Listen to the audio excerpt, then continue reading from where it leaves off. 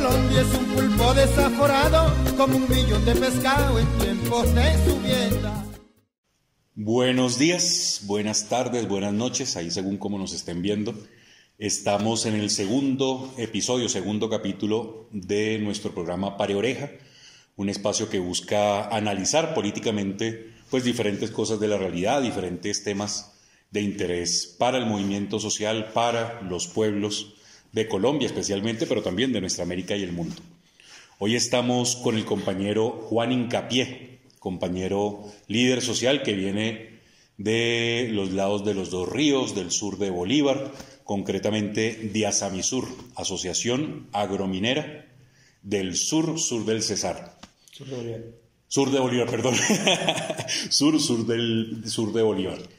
Los Dos Ríos, que es una región, una macrorregión hermosísima, que se encuentra entre el río Cauca y el río Magdalena, con una serie de dinámicas impresionantes de violencia, de extractivismo, de violencia, pero también de organización social, de organización popular. Viejo Juan, bienvenido y cuéntenos un poquito más, de usted y de Asamisur. Ok, muchas gracias. Mi nombre es Juan Hincapié, representante legal de Asamisur, Asociación Agraria y Minera del sur de Bolívar.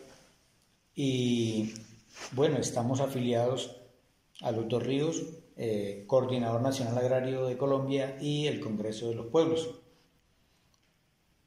También coordinamos actividades y somos hijos de la Federación Agrominera del Sur de Bolívar. No podemos desconocer la historia de estos territorios. Y ahí, viejo Juan, ¿cómo combinan ustedes? ¿Cómo es eso de agrominera? Ustedes trabajan, obviamente lo agro, imagino que siembran, que cultivan, que tienen animalitos, pero ¿cómo es que desarrollan esa dinámica minera? La frase agrominera es complementada en el sector agropecuario, pero también con la pequeña minería o mediana minería que se desarrolla en estos territorios. Pues por eso de ahí nace la frase agrominera. Ustedes este fin de semana están llegando de un evento nacional convocado, y me corriges, por el gobierno nacional, que se llamó Congreso Nacional Minero. ¿Es Congreso o Convención? Cumbre Nacional Minera.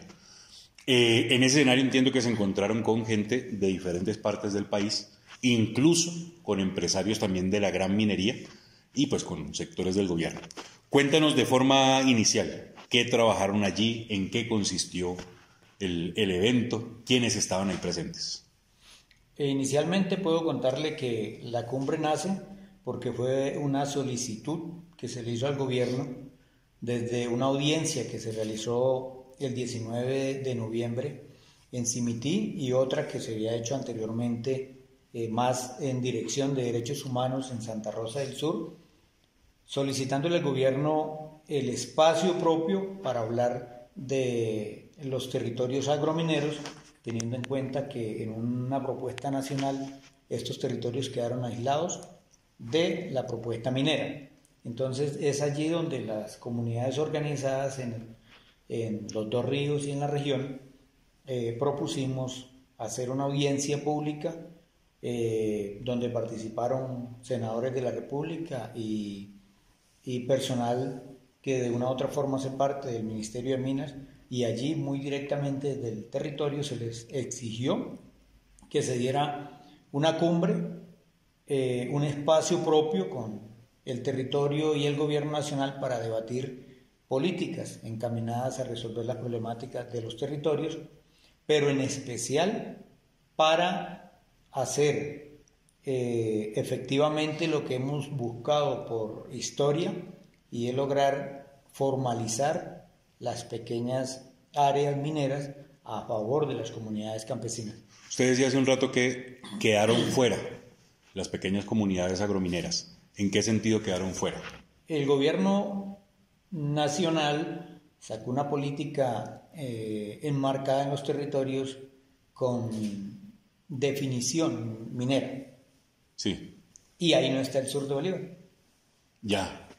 Entonces, siendo uno de los territorios históricamente por décadas minero, pues nace la preocupación, ¿por qué nos dejan por fuera? Y le hicimos la propuesta. ¿Y por qué los dejaron por fuera? ¿Por qué creen eso? Entonces nos responde el gobierno, no, es que con esos territorios hay una propuesta especial para esos territorios. Entonces ya eso nos da un poco de tranquilidad, pero siendo uno de los territorios mineros en el país históricos, debería estar planteado en una propuesta nacional de minería. Que ahí la principal minería es que oro. Sí, efectivamente la principal minería del territorio de la Serranía de San Lucas y todo el Bajo Cauca, Nordeste, en fin, es oro. Que yo imagino que habiendo oro en la región, pues habrá muchos intereses transnacionales. Pensaría uno que ya tienen vida en el territorio nacional como la Anglo, la Ashanti y otras grandes corporaciones transnacionales de la minería. Uno pensaría que sobre ese territorio hay muchos intereses, repito, especialmente transnacionales. ¿Cómo es la situación en ese sentido? Bastante compleja, porque si retomamos historia, hace muchos años la familia Lleras Palacio se denominaba ser dueña de la Serranía de San Lucas. ¿De toda la serranía? De toda la serranía como tal, y eso estamos hablando de una vasta región, teniendo en cuenta que ni siquiera conocía el territorio, pero las comunidades agromineras tampoco conocían a la familia Lleras Palacio, ni mucho menos a la que se denominaba dueña, María Fernanda Arambulo, y es así entonces donde empiezan a darse escenarios de movilización, de participación de las comunidades para poder reclamar lo que por derecho o por historia o patrimonio de nuestros padres o abuelos nos han dejado. Entonces, de allí se hacen unos foros a través de las movilizaciones con el gobierno nacional, a través de la Secretaría de Minas, que era la que existía en ese entonces en el sur de Bolívar, y se logra demostrar que quienes tienen historia y posesión de estos territorios, obviamente son las comunidades arraigadas allí en esta Serranía de San Lucas.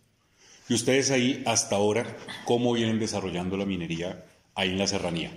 Porque además uno plantea con dificultad, y hay posturas, por ejemplo, yo me inclinaría mucho a decir, pero que no haya minería, que se acabe. Pero es también el reconocimiento de que hay una cantidad de comunidades, incluso que ancestralmente han trabajado la minería. Ustedes en el caso de Azamisur y concretamente de las comunidades en el sur de Bolívar, ¿cómo vienen trabajando la minería como para defenderla? Yo para tener argumentos y defender esa minería comunitaria, comunal, popular, pues de pequeña escala, ¿cómo la desarrollan ustedes? En el territorio que tenemos como Azamisur, tenemos una propuesta de área de reserva especial para la minería de hecho. Es así como se viene trabajando. En esa minería de hecho, pues hay minería tradicional, ancestral y artesanal, pero también hay pequeña minería. Si en algún momento se logra llegar a algunos acuerdos buenos, voluntarios con el gobierno nacional, podríamos hacer una mediana minería transformada de una mejor manera, pero creemos que esta es una figura muy importante para la minería para la vida, que es la que estamos buscando, porque nos permite cuidar también estos territorios. Nosotros, la figura de área de reserva especial le limita que solamente podemos explotar el 30% y el 70% hay que cuidarlo.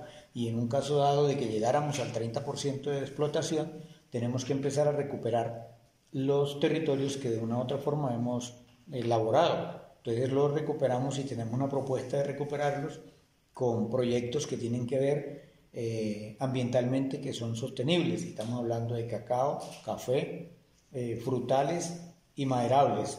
Y en algunas partes, algunos procesos de apicultura que de una u otra forma son amigables con la naturaleza y el medio ambiente.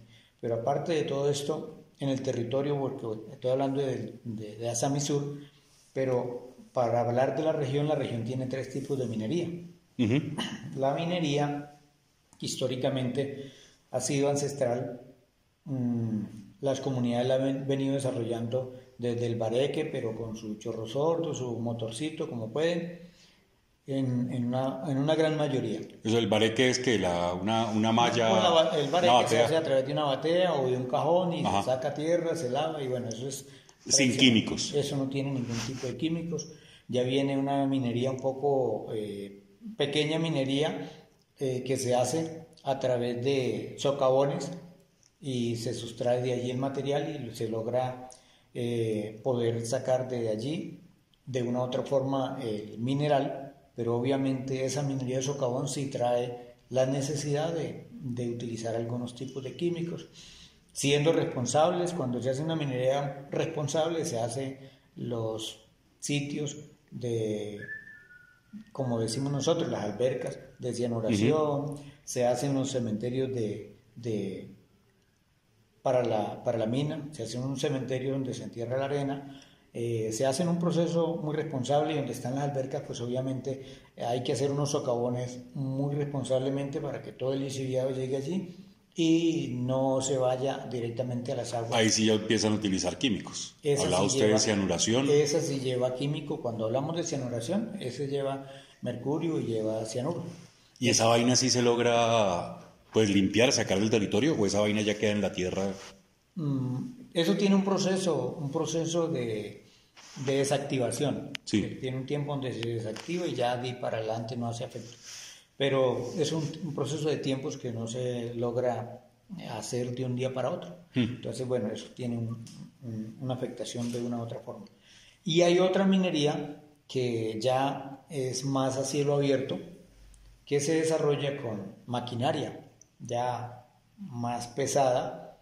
Podríamos decir que es una mediana minería. Retroexcavadora, todas esas vainas. Tiene retroexcavadora, tiene gran motores, tiene mini dragas, en algunas otras partes dragones. ¿Qué pasa? Pues hay territorios donde no se puede sustraer el material de esa forma y la gente opta por buscar la forma de tener esa maquinaria para poder sustraerlo, porque si hay un mineral que está después de 5 o 10 metros de profundidad, claro, para traerlo manualmente es muy difícil. Entonces la comunidad ve la necesidad de utilizar este tipo de maquinaria. Entonces por eso decimos que en el territorio hay varios tipos de minería. ¿Ustedes desarrollan esos 3 tipos de minería? No, nosotros no. No, nosotros solo utilizamos la ancestral, la artesanal y la pequeña minería. ¿Y ustedes llevaron esa propuesta para el diálogo con el gobierno? Claro, nosotros, pues todos los territorios y todas las organizaciones que estaban allí, que hacen parte de Dos Ríos, está Azoagromicauca, está el Chiana, está FASBA, está Samisur, está la Federación, está la Comisión de Interlocución, bueno, y otros sectores que hacen parte de esta vasta región. Estuvimos en este diálogo social y nosotros creíamos directamente que íbamos a llegar a un escenario de formalización minera, porque fue lo que se planteó y lo que se propuso. Pero el gobierno plantea que se haga una discusión por mesas temáticas, que planteemos propuestas ya para dar una reforma al Código de Minas o para hacer una nueva política minera. Entonces es así como se hace la discusión por mesas temáticas, y allí en cada mesa se plantean las discusiones que consideramos que son desde los territorios hacia el gobierno nacional, o sea, recogiendo insumos directamente en comunidad para que el gobierno pueda sistematizar y plantear ya una propuesta diseñada desde los territorios. ¿Y a ustedes sí les suena eso de la reforma? Si creen que por ahí puede haber una alternativa real, lo que es más cuento, más participemos para que nada cambie. Si se recoge todo lo que se planteó en esta cumbre, con las mesas, con las comunidades, no solo la síntesis que se hace final, sino que si se recoge todos los insumos que se trabajó en las mesas, nos parece que puede haber una nueva política minera muy importante que beneficie a la comunidad y que sea a favor de las minorías y no, bueno, a favor de las minorías mineras en estos momentos, teniendo en cuenta de que de la clase media y baja, digámoslo así, no a favor de las grandes multinacionales, porque el Código de Minas en estos momentos está planteado más a favor de las grandes empresas y desplazando al pequeño minero. Entonces, si logramos que esto tenga un efecto positivo en la propuesta legislativa, nos parece que puede ser muy importante para los territorios. Pero si logramos, o si se logra incidir desde las grandes empresas que salieron desde allí no muy contentas. Estaban grandes empresas claro, ahí estaban. ¿Y los manes qué decían? Ahí estaban las grandes empresas, las multinacionales, y de entrada cuando se empezó a hacer la socialización de lo que se iba a hacer, se miraba con muy negativo desde ellos sus movimientos y algunos se retiraron del escenario. ¡Ah, mi madre! Sí, pero ellos obviamente se retiran, simulan no estar, pero tienen sus abogados, tienen sus intereses, tienen igual sus senadores, tienen toda la fuerza para desde allá tramitar y hacer todo lo que puedan desde allí, desconociendo el trabajo popular que de una u otra forma se hace desde las comunidades y en los foros como este, que nos permite poder desde las comunidades sentar propuestas que consideramos que son la base fundamental para legislar desde los pueblos. Usted menciona ahí como elementos claves. Pues yo que no entiendo mucho ese tema, voy entendiendo que hay elementos claves como dentro de un territorio, un porcentaje máximo se puede dedicar a la minería, el otro para resguardo, para mantener el ambiente, el ecosistema, los ríos, incluso la siembra, producción para las comunidades, para la vida. Entiendo que defienden una minería con una escala de desarrollo tecnificado, pero sin que implique un nivel de contaminación y de deforestación, de deterioro, pues muy avanzado. Entendería que esa minería, al ser desarrollada por las comunidades, esos recursos prioritariamente van a nutrir el desarrollo de esas comunidades. ¿Usted se imagina que en un futuro mediano, incluso en el proyecto de vida de las comunidades, con las grandes transnacionales, se puede entrar en diálogo y en desarrollo mutuo, o la alternativa, la apuesta desde organizaciones como Asamisur es que Colombia no tenga más transnacionales en el caso de la minería? ¿Ustedes a qué le están apostando en ese sentido?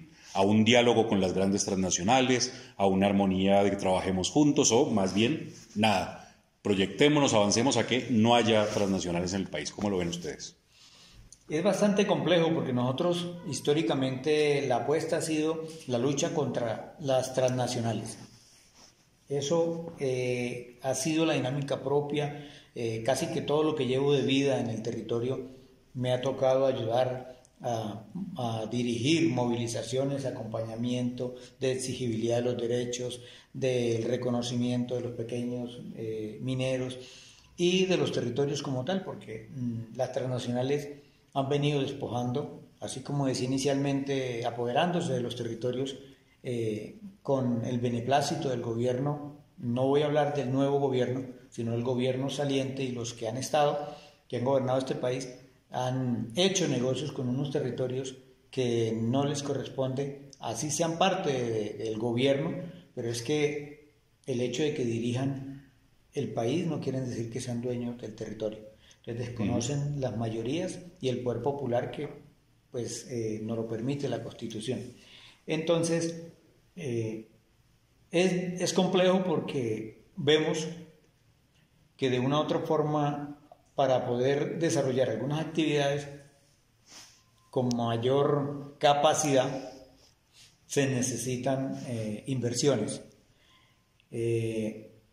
Se ha hecho propuestas desde los territorios para hacer asociatividades con el gobierno, que logremos decir, venga, echemos a un lado las transnacionales y hagamos unas sociedades, gobierno, comunidad organizada, trabajemos en asociatividad. El gobierno tiene capital de ganancia, las comunidades tenemos empleo, tenemos trabajo y tenemos un margen de ganancia también, y estamos en los territorios nuestros sin desplazarnos, sin problemáticas.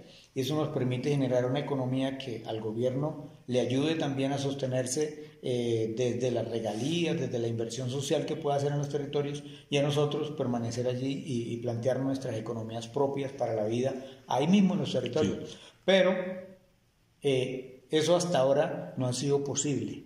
En un tiempo anterior, la Federación logró hacer una alianza de trabajo, la más acertada en los territorios, con un empresario minero que estuvo hasta en la Segunda Guerra Mundial, John Miller.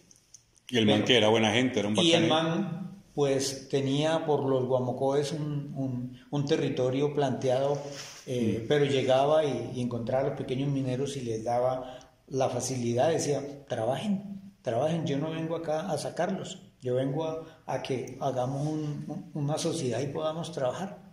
Y fue la oportunidad, puedo decirlo así, más importante que la federación. En ese entonces yo era presidente suplente de la federación y logramos hacer una asamblea con John Miller y hicimos un acuerdo de sociedad. Entonces, John Miller tenía el 57% porque él metía toda la inversión. Él colocaba los recursos y las maquinarias que no tienen recuperación, toca comprar las nuevas. Y nosotros teníamos el 43%. Pero en toma de decisiones, nosotros teníamos el 57% y tenía el 43%. O sea, quiere decir que en un escenario de discusión, nosotros teníamos mayoría. Y en un escenario de repartición de recursos, pues él sacaba el 57% siendo consciente que era un acuerdo que si él decía, yo meto un taladro que toca comprarle la broca de diamantes, de no sé qué, que tiene unos costos enormes, eso se acaba y no tiene retorno. Entonces de ese 7 es para retornar maquinaria que no vuelve. Entonces consideramos que fue una alianza muy importante que se hizo. Lastimosamente en el acuerdo se dijo que quien se distratara del negocio perdía lo que se invirtiera. Nosotros teníamos en ese entonces los territorios y unos títulos y él tenía el capital para trabajar. Y lastimosamente los socios de él, la gran mayoría, por pensar en un gran capital, no vieron con importancia a esta sociedad y empezaron a retirarle el capital que tenía en la sociedad y lo pusieron en dificultades para él cumplir el objetivo. Entonces el hombre perdió su inversión porque ya había hecho unos cateos, ya había invertido unos recursos, ya hizo un trabajo en el territorio y en el momento que no pudo cumplir la cláusula se le volvió inversa y perdió. Eso dio a que el hombre finalmente desistiera y le ocasionó un problema moral finalmente y murió. Entonces ahí perdió el derecho de lo que invirtió y todo. Entonces esa es una de las experiencias que podemos decir que hoy la federación logró crear unas pequeñas empresas en cada título minero y hoy están trabajando legalmente y se sostienen allí en este territorio. Eso es una experiencia de formalización minera. Pero esos títulos se lograron a través de la movilización, a través de las luchas que se dieron en esos territorios para poder permanecer allí. Nada ha sido fácil, con muertos, con desplazados, con una cantidad de conflictos que existen en los territorios, aún se mantienen. Aprovechando que detrás de usted está la imagen del compañero Jorge Tafur y de Teo. Ahí seguro no se ve porque está más abajito, pero ahí está Teo también aquí al ladito de uno. ¿Usted lo conoció? ¿Hace cuánto conoció a Teo? Yo puedo decir directamente que a Teófilo lo conocí siendo niño, yo siendo niño. ¿Y él ya era grande? Él ya un poco mayorcito que yo. Pero empezó acompañando la lucha social y nos mirábamos en distintos escenarios. Yo pues lo que hacía era participar, no tenía ningún tipo de incidencia, pero me gustaba el trabajo comunitario. Él empezó fortaleciendo la lucha de ASO Agromisbol, que nació de los 80 en adelante, ASO Agromisbol, y se constituye como federación en el 99. Entonces, de ser una asociación que tenía afiliado juntas de acción comunal, comités agromineros, agropecuarios, de arrieros, en fin, como ya no podía seguir creciendo de esa dinámica, entonces tenía que constituirse en una organización no de primer ASO era de segundo nivel. Todas las organizaciones que son juntas de acción comunal y comités son de primer nivel. Cuando se constituye una organización en asociación es de segundo nivel. Entonces ya no se podía constituir otra organización de segundo nivel, sino que tocaba organizar una organización de tercer nivel. Y ahí es donde se define crear la federación. Y la federación entonces recoge comités, juntas de acción comunal, pero también asociaciones del territorio. Y hoy se mantiene con una apuesta muy importante. Tiene 47 asociaciones afiliadas, más con algunos comités y algunas juntas de acción comunal. Tiene una fuerza enorme en el territorio. Podría decir que en estos momentos, si no hubiera habido tantas dificultades, sí, se mantuviera. Pero voy a la pregunta, y es que, claro, oficialmente ya, siendo mayores, nos encontramos en la constitución de la Federación Agrominera del Sur de Bolívar. El presidente en ese entonces electo fue Cediel Mondragón, el primer presidente que constituyó la federación. Luego, en una próxima asamblea, se nombra presidente Teófilo Acuña. Yo quedé en la primera asamblea, quedé siendo un apoyo de los territorios, porque yo era presidente de Junta de Acción Comunal. Sí. Ya cuando se constituyó la federación, yo era presidente de la vereda del Jardín. Y fui a la asamblea porque era afiliado a su Agromilbol. Entonces, ya cuando se constituye Fede Agromilbol, ya quedamos siendo miembros activos de la federación y empezamos en esta dinámica. Cuando se nombra a Teófilo presidente, a mí me nombran presidente suplente. ¿Y del man qué recuerda? ¿Qué es así lo que más recuerda de Teo? Bueno, muy entregado por las comunidades, muy dedicado a ese trabajo comunitario, organizativo, pero lastimosamente en la vida todo no es bueno. Hay cosas que uno hace que para algunos son malos y para otros es bueno. En el territorio, pues muchas cosas positivas a favor de las comunidades, y es mantener ese nivel organizativo y lograr avanzar a que lo que queremos en el tiempo se mantenga. Entonces, ir como ayudando a dinamizar para que ASO Agromilbol finalmente fuera Fede Agromilbol. Y las luchas en los territorios, lográbamos hacer bueno, en ese tiempo logramos realizar los festivales del río.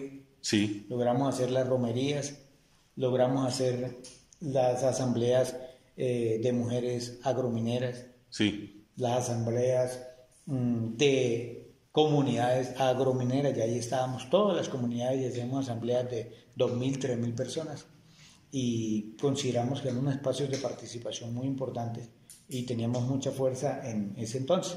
Finalmente empiezan a organizarse en otras asociaciones en los territorios y estábamos trabajando muy de la mano. Finalmente se constituye un proceso adicional de comisión de interlocución, y Teo entonces ya no es presidente de la federación, sino que empieza a generar un proceso distinto, ampliando su capacidad en el territorio y empieza a liderar la comisión de interlocución del sur de Bolívar.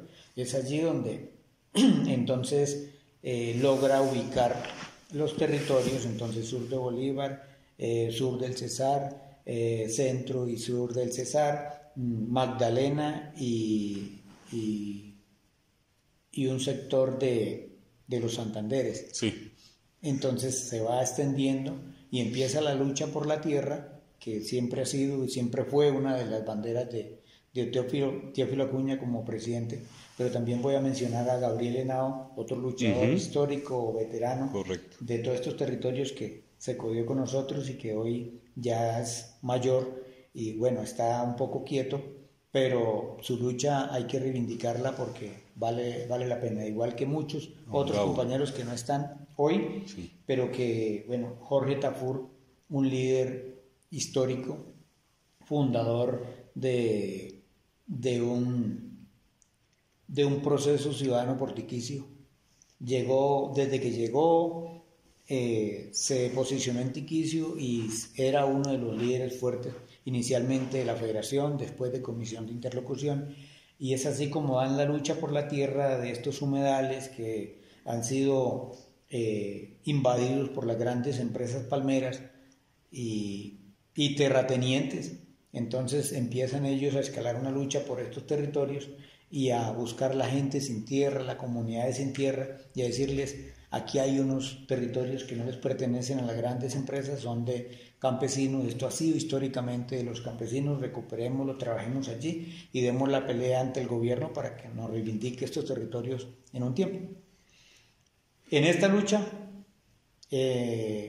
pues ganó mucho pueblo, ganó el reconocimiento, ganó la inmortalidad, que hoy podemos decir que la tiene, pero perdió la vida porque los interesados en esas tierras, los que se denominan dueños, entonces prefirieron cegarle la vida y ya.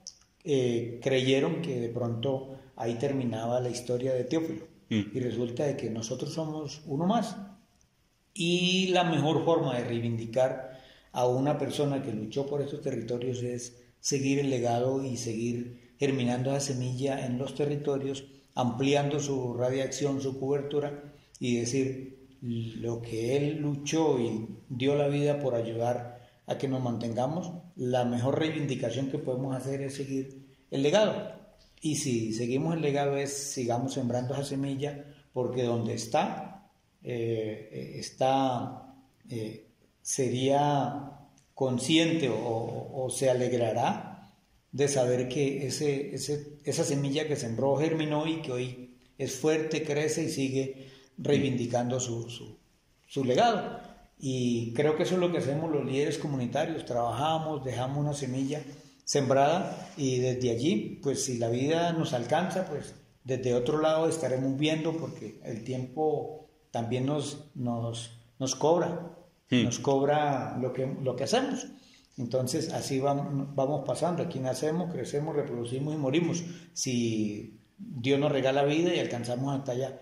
En el caso de los compañeros, yo puedo decir así rápidamente, lastimosamente tuvimos una pérdida enorme de historia, de lucha social, de trabajo muy fuerte en esos días, porque le cegaron la vida a Teófilo Acuña, a Jorge Tafur, pero también en esos mismos días, 5 días después, murió un compañero que ya con nosotros también era de la federación, pero que hacía parte del equipo de Asamisur, y murió José Elí Herrera, un campesino que dedicó su tiempo, su familia, su vida al movimiento social y acompañarnos en todas estas luchas que aún continúan.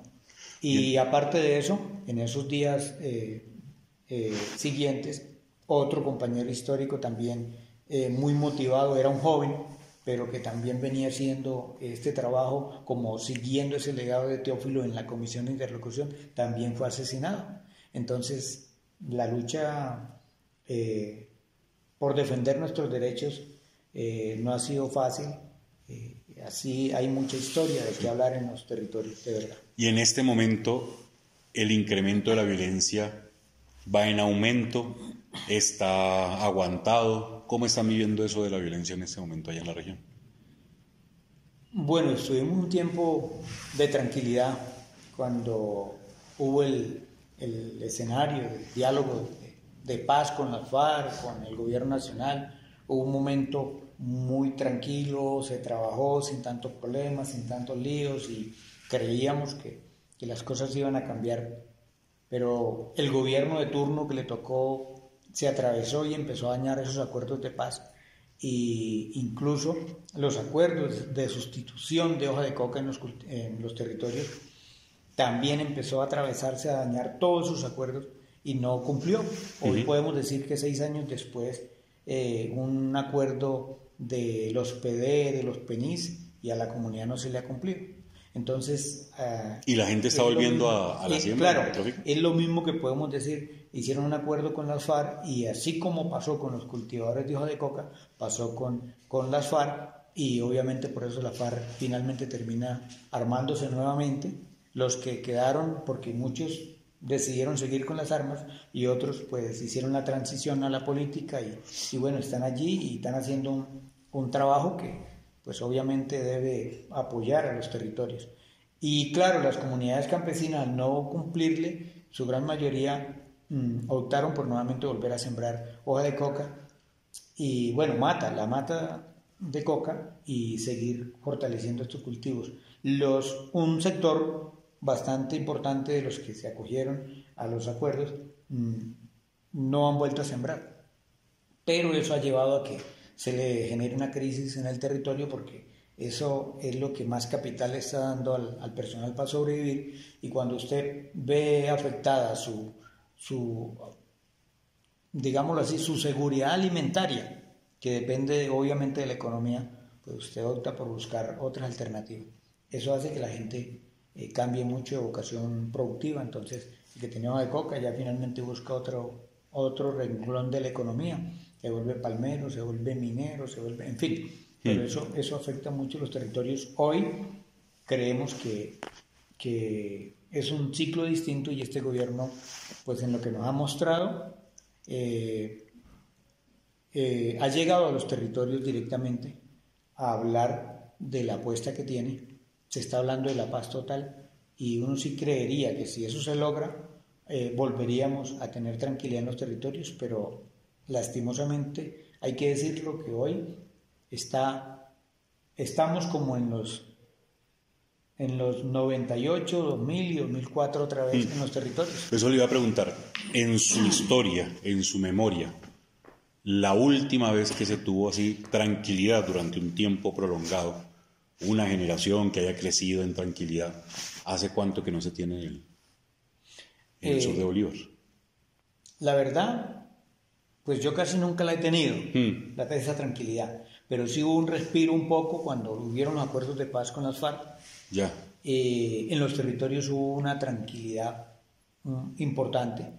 El gobierno de Juan Manuel Santos en ese entonces, pues podemos decirlo que hacíamos movilizaciones y nos respetaba unos derechos. Y si hacía operativos en el territorio con su fuerza pública, pues de una u otra forma respetaba un poco la comunidad. Después llegó Duque y encontramos... regresó otra vez el proceso, y encontrábamos entonces una fuerza pública muy aliada a los actores armados paramilitares, encontramos una institucionalidad muy arrodillada a favor de las grandes multinacionales. Volvimos a retroceder después de que queríamos hacer una transición de tanto conflicto a unos escenarios de paz en los territorios. Y ahí volviendo al tema de minería, después del evento que tuvieron el fin de semana con el gobierno, ¿cuál sería para ustedes el siguiente paso que daría cuenta de que se está avanzando? Porque uno a veces va a eventos y hay mesas de trabajo, la gente sale contenta, y después de eso, ¿quién sabe para qué sirvió eso? ¿Cuál sería para ustedes el siguiente paso que daría precisamente la fuerza para decir vamos avanzando? Yo creería, en términos generales, que el gobierno sistematice toda la información que se trabajó, la presente como propuesta al Senado, a la Cámara y al Senado, y no muy lejano pudiera sacar un decreto ley o una política que diga la nueva política minera, como la plantearon las comunidades, como se piensa en los territorios, respetando la vida, respetando el medio ambiente, con todo lo que se planteó en estos escenarios, y que pudiera presentarlo públicamente. Para nosotros podríamos de una vez decir, oiga, importante, se hizo la audiencia minera, que se hizo en el territorio, en varios territorios, porque sí, no solo el sur de Bolívar hizo una audiencia minera, en muchos territorios, se hizo en Antioquia, se hizo en Chocó, bueno, en muchos territorios hicieron alrededor de 20 y pucho de audiencias mineras, nos decía la congresista Isabel Zuleta, que es la que está como al frente con otros senadores, rescatando desde los territorios la propuesta real para una nueva política minera. Entonces, si logramos que el gobierno, a través de ese filtro de Cámara y Senado, empiece a decir, esta es la nueva propuesta, o antes de aprobarla, volverla ley, digámoslo así, diga, hagamos otra cumbre, porque es que necesitamos saber si lo que está aquí es verdaderamente lo que quiere. Lo que propusimos, lo que dijimos. Claro, lo que quiere la comunidad o lo que dijo. Entonces hagamos otra cumbre y llevémoslo allí, hagamos la socialización de lo que queremos presentar como propuesta pública. Debería ser el derecho. Porque entonces las comunidades desde los territorios revisamos y decimos, si está, ahí están los territorios campesinos agroalimentarios, Ajá. ahí están las áreas de reserva especial para la minería de hecho, ahí están los bienes comunes que planteamos desde los territorios, ahí están las zonas de conservación ambiental que de una u otra forma nosotros en los territorios, cada organización tiene unas figuras propias que obviamente hay que reivindicarlas y hay que darles vida para que se mantengan, y el gobierno debe ayudarnos a legitimarlo, porque ahí hay un tema que no hemos hablado y que es bravo, que es el tema de Parque Natural Nacional. Ese tema ha venido limitando muchas cosas, pero las comunidades organizadas, casi en 10 años de discusión, de propuestas, de planteamientos con Parque Natural Nacional, hemos dicho no puede ser una figura de parques donde... Que no les conviene, no la ven ahí como favorable para las comunidades. No, porque si tú ves el territorio hoy, Parques cogería una gran parte de lo que se llama Ley Segunda del 59. Y tú ves una radiografía desde el satélite al territorio y tú lo que ves en estos momentos en la serranía de San Lucas es la cordillera y su territorio protegido, el resto tiene intervención. Sí. Entonces, lo que se puede decir es que si respetamos las figuras que las comunidades tienen, automáticamente esas zonas que están allí se siguen protegiendo porque las comunidades ya tienen definidos unos territorios para cuidar, para proteger y otras para hacer una actividad. En el momento que se declare Parque Natural Nacional, eso va a hacer desplazar a todo el mundo de los territorios. ¿Y qué va a hacer la comunidad? Es otra guerra campal que va a pasar, porque la comunidad no se va a ir. Nosotros tenemos un área de reserva especial y estamos cuidándola. Yo creo que no tenemos ni el 5% de explotación de esa área de reserva especial. Si el gobierno en algún momento declara Parque Natural Nacional, para nosotros nos tocaría irnos todos de allí. Y nosotros lo que hacemos inmediatamente es, listo, tenemos 1000 familias dentro del territorio. Entonces hagamos una cosa, aparcelemos a cada una de estas familias en el área que tenemos, los aparcelamos y bueno, como la posesión es el derecho, entonces hágale, y lo que va a hacer es lo contrario, vamos a hacer una cuestión inversa a lo que hemos trabajado históricamente. Entonces eso sería un daño. Entonces, Parque Natural Nacional, entonces no, que una figura que se definió parque. Entonces nosotros decimos no, como vimos que no, y nos aplican una norma distinta, y todo ha sido lucha en estos territorios, entonces aparcelemos a todas esas 1000 familias, de a 10 hectáreas son 10.000, y si le damos de a 20 son 20.000.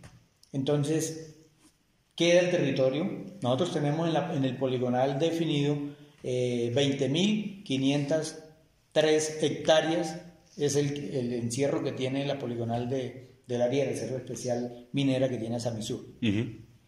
Y ahí trabajan, viven. Ahí tenemos sectores que solo están dedicados para el sector agropecuario, que están ahí distintas actividades. Y lo que está dentro del área, específicamente lo que está dentro del área, la mayoría son pequeñas actividades productivas, porque usted donde esté debe desarrollar algo que le garantice su seguridad, claro, su seguridad alimentaria y una partecita de la autonomía, que es otra cosa. Pero como está allí y es un pequeño minero, pues se dedica más a la sustracción del valor agregado, que es el oro. Entonces lo sustrae y con eso sobrevive y se mantiene allí. El pequeño minero lo que hace es que en esta actividad hay días que le va muy mal, pero hay días que le va bien. Entonces está allí como en búsqueda de una oportunidad de vida, que en algún momento encuentre una mejor oportunidad y le vaya bien en la minería. Eso hace el pequeño minero.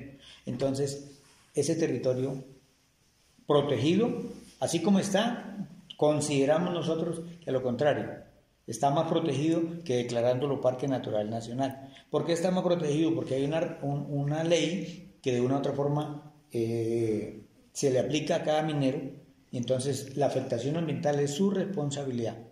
Entonces, si todo hace un efecto ambiental, tiene que recuperar.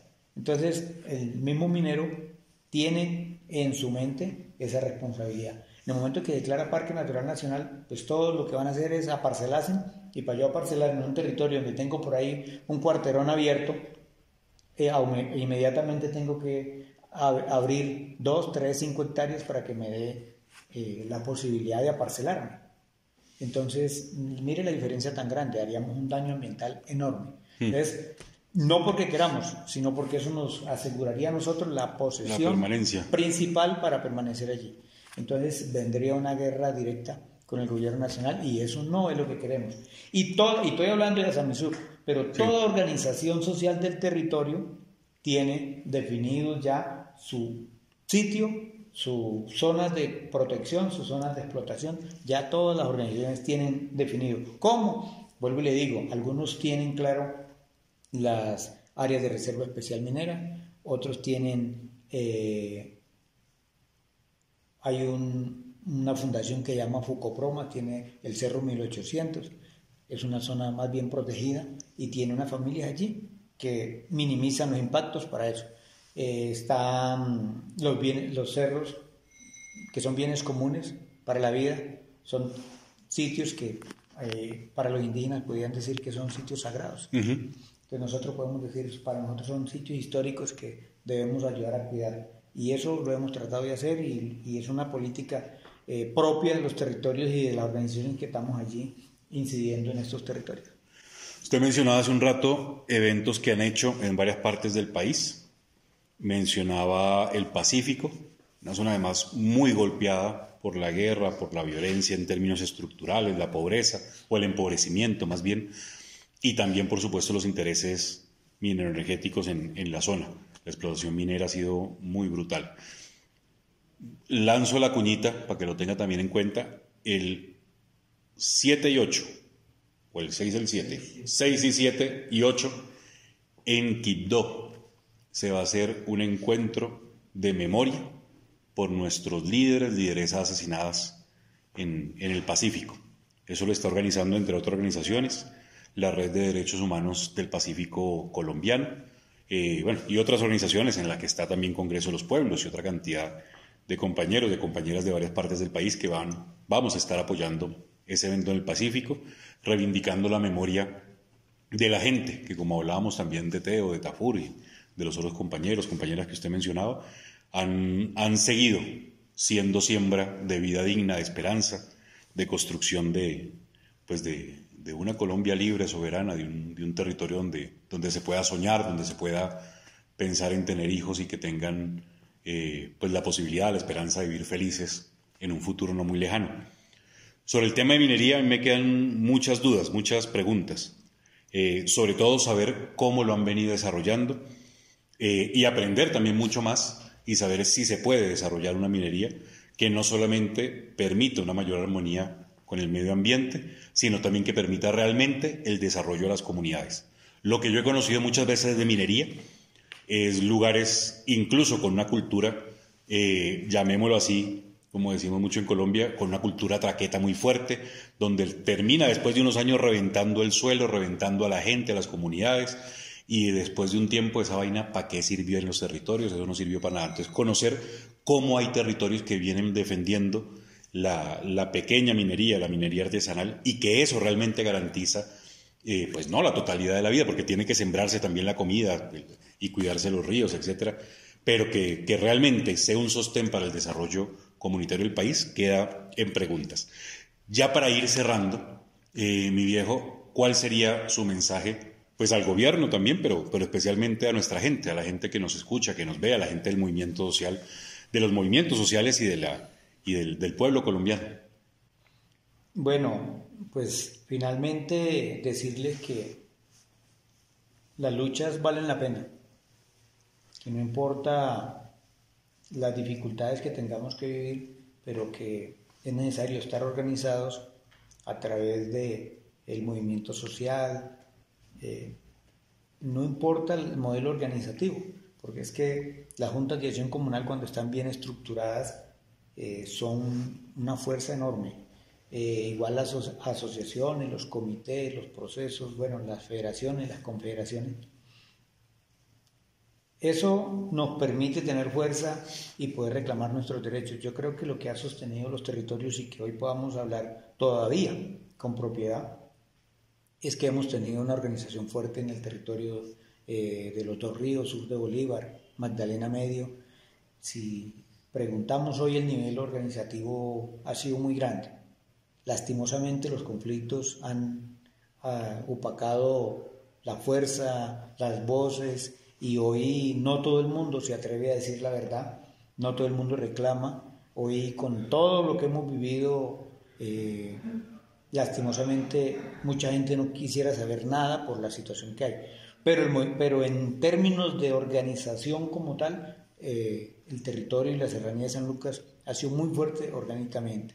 Entonces la invitación es a que donde estemos, no importa el lugar, no importa la ciudad, el país o donde estemos, tratemos de trabajar, organicémonos y reclamemos primero el derecho a la vida, segundo nuestro territorio, luego el tema productivo, porque tenemos que garantizar alimentarnos, y finalmente, si hay las condiciones, pues tener una economía propia, sólida, que nos ayude a dignificar la vida y a poder ayudar a otros también que lo necesitan.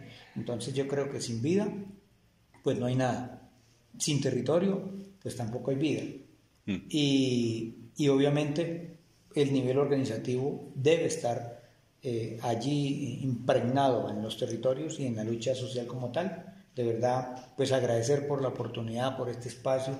Creo que hay muchas cosas que quedan para darle continuidad, pero hay más tiempo que vida, dice una frase. Muchas gracias, de verdad. No, a ti hermano. Un fuerte abrazo y bueno, hoy terminamos el segundo capítulo del Pare Oreja y con muchas ganas de seguir aportando, trabajando, esperando por supuesto los comentarios, los aportes a la temática y también esperando que nos digan si les gusta, si no les gusta, si es muy aburrido, cómo mejorarlo y cómo seguir trabajando en múltiples formas para seguir aportando a nuestra lucha. Entonces, muchas gracias, mi hermano. Bueno, muchas gracias. Un saludo especial para todo el país, el mundo, desde la Serranía de San Lucas, para todos. Bendiciones. Amén.